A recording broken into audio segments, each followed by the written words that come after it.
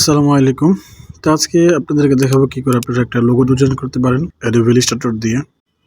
Please like my video and subscribe my channel. আমি এই লোগোটা একটা রেস্টুরেন্টের জন্য ডিজাইন করব। তো ফার্স্ট অফ অল আমি একটা ইলিপস টুল নিয়ে নেব, শিফট এবং অল চেপে। এটা করার পরে আমরা আমাদের যেই ফিল কালারটাকে আমরা নান করে দেব।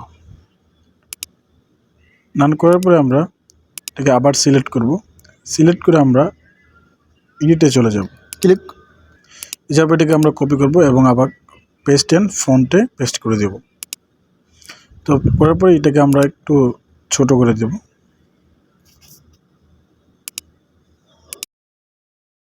লোগো ডিজাইন করার সময় একটা কথা মাথায় রাখবেন, আপনি যখন একটা লোগো ডিজাইন করবেন এই লোগোটা ক্লায়েন্ট আপনার কী পারপাসে যাচ্ছে। তো যেহেতু এটা রেস্টুরেন্টের জন্য আমি বানাচ্ছি, তো এই জন্য আমি এখানে দুইটা, একটা হচ্ছে ফর্ক এবং একটা হচ্ছে নাইফ, এই দুইটা আমি এখানে ইউজ করব। তো আমি এই ভেক্টর ফাইলটা ফ্রি থেকে ডাউনলোড করে নিছি। তো আপনারা ওখানে গিয়ে সার্চ করলে অনেকগুলো পেয়ে যাবেন। তো আমি এখানে একটা লাইন টুল নিয়ে নিব, শিফট চেপে যাতে করে সোজা হয়।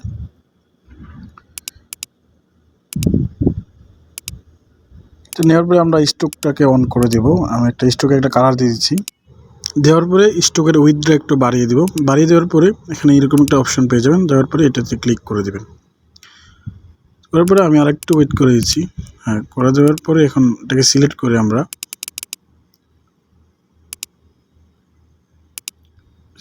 এটাকে মিডল করে নেব। তারপরে আমরা স্ট্রোকে চলে যাব। স্ট্রোক থেকে আমরা এটাকে রাউন্ডেড করে দেব। করার পরে এটাকে আমরা একটা অল্ট চেপে কপি করব। অল্ট এবং শিফট চাপ দিয়ে একদম সোজাসুজিভাবে এটা কপি হবে।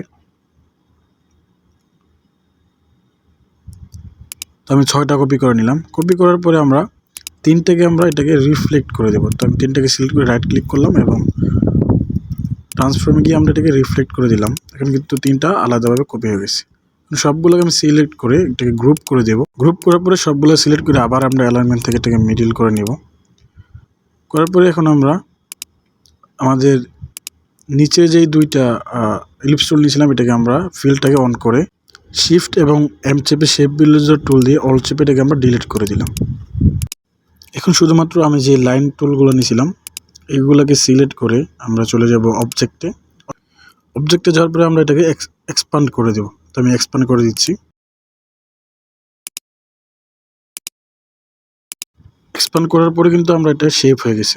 এখন আমরা পুরোটাকে সিলেক্ট করে আমাদের যে বাড়তি অংশগুলো এটা কাটার জন্য আমরা আবার শেপ বিল্ডার টুল ইউজ করব। তো করার পরে আমরা যে অংশটা যাচ্ছে ডিলিট করার জন্য সেখানে গিয়ে আমরা অল চেপে ক্লিক করলে কিন্তু ডিলিট হয়ে যাবে। আমার যে বাড়তি অংশগুলো আছে এগুলো আমি ডিলিট করে দিচ্ছি।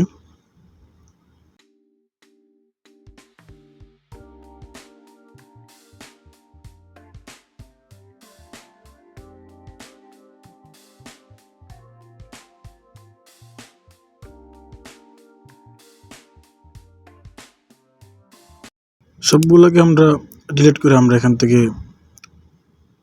সবগুলোকে শেপে কনভার্ট করে দিব। তো আমি শেপ কনভার্ট করে দিলাম। দেওয়ার পরে এখন আমাদের যেই ফর্ক এবং নাইফ এগুলোকে আমরা এখানে বসিয়ে নিচ্ছি।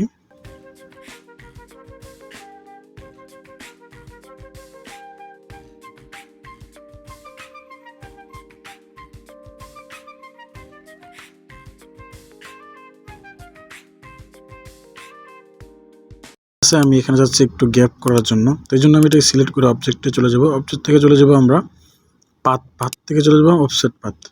তো যাওয়ার পরে এখানে আমরা প্রিভিউটা অন করে দেব। অন করার পরে আমাদের যতটুকু গ্যাপ দরকার আমি এতটুকু করে নিচ্ছি। তো এই গ্যাপটা করার জন্য আমরা আবার শেপ বিল্ডার টুল দিয়ে আমাদের বাড়তি অংশগুলো আমি কেটে দিচ্ছি।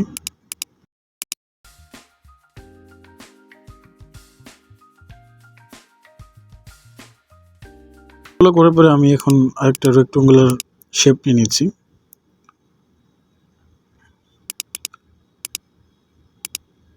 এটাকে আমি একটু উপরে উঠিয়ে দিই, তাহলে আরো সুন্দর দেখা যাবে। এটাকে আমি আরেকটু ছোট করে নিচ্ছি। ছোট করে এখানে আমি সুন্দর করে এখানে বসিয়ে দিচ্ছি। বসিয়ে দেওয়ার পরে আমরা যেই 4টা কর্নার সেটাকে আমরা একটু রেডিয়াস করে দিলাম। তো তো রেডিয়াস করার পরে আমি এখানে টেক্সটটা যদি বসিয়ে দিই তাহলে আমার লোগোটা হয়ে যাবে।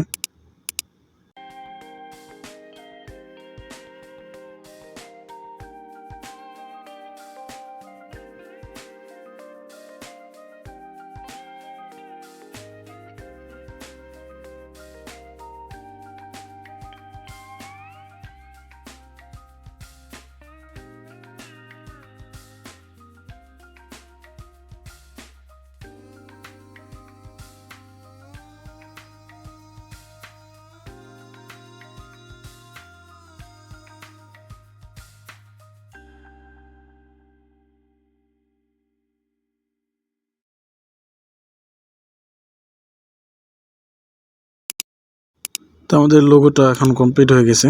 এখন যদি আমরা এটাকে মকআপ করি তাহলে অনেক সুন্দর দেখা যাবে। তো আপনি যখন একটা লোগো ডিজাইন করবেন তখন লোগোর যে প্রেজেন্টেশনটা সেটা যদি ভালো করে করতে পারেন তাহলে ক্লায়েন্ট প্রথমবার দেখেই পছন্দ করে ফেলবে। আমার ভিডিওটা আমি এখানে শেষ করলাম। That's it. Please like my video and comments and subscribe my channel. আসসালামু আলাইকুম। Thank you for watching this videos.